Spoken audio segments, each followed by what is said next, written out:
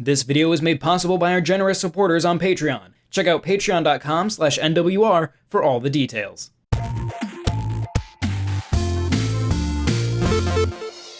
As first-person adventure games like Myst and the Journeyman Project moved from mainstream success to niche curiosity, the genre has struggled to remember its once-held depth.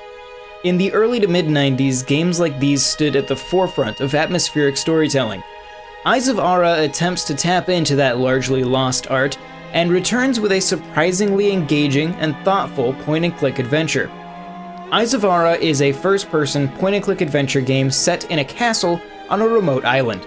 You arrive by boat to find the castle empty, save for strange blue lights that move with a ghostly freedom through its many rooms. Throughout the castle, you'll pick up journal entries and notes that serve to flesh out the story of the man who lived there. While supplementary reading in games usually doesn't hold my attention, the story is very well presented in small bursts that quickly drew me in. On top of this, these notes often serve as hidden hints for solving complex puzzles.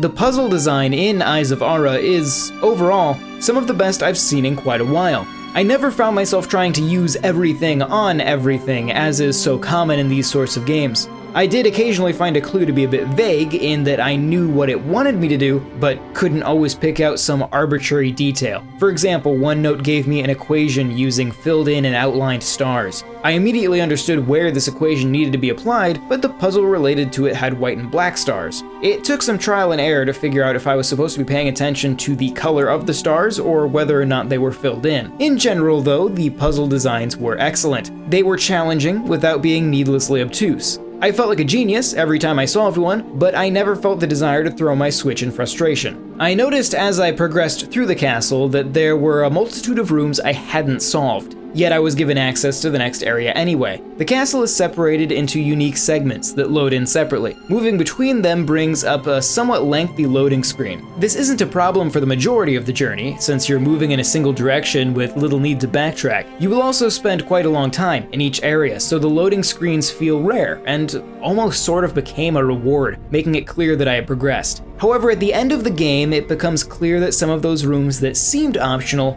were absolutely necessary. This isn't uncommon for this type of game, but as I slogged back through a swamp of loading screens, the affection I had had just moments before held for Eyes of Ara started to slip away. Playing it was an absolute joy, but finishing it was a bit of a chore. Eyes of Ara is somewhat unique in regards to its controls. When playing on the television, you'll use a single Joy-Con as a motion-controlled pointer. While at first you'd think this should work about as well as the point-and-click games on Wii, the Switch's reliance on gyroscope with no IR tracking leads to a need for constant recalibration. Handheld is definitely my preferred way to play. In handheld mode, the game is played entirely with the touchscreen. In fact, I found it most comfortable to remove the Joy-Cons entirely and play as if I were using a tablet. Here you simply drag the screen to look around and touch objects to interact with them.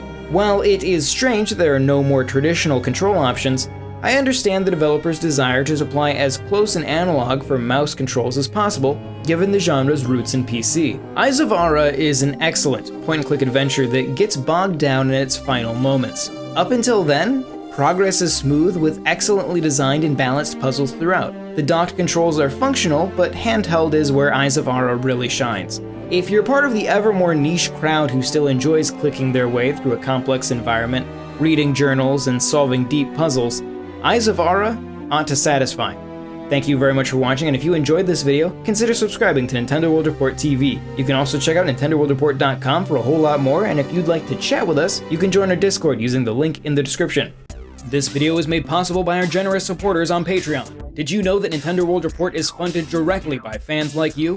When you support Nintendo World Report on Patreon, you get immediate access to multiple exclusive podcasts every month, exclusive Discord channels, an early look at select content, and more, all for as little as $1 a month. Check out patreon.com/NWR for all the details.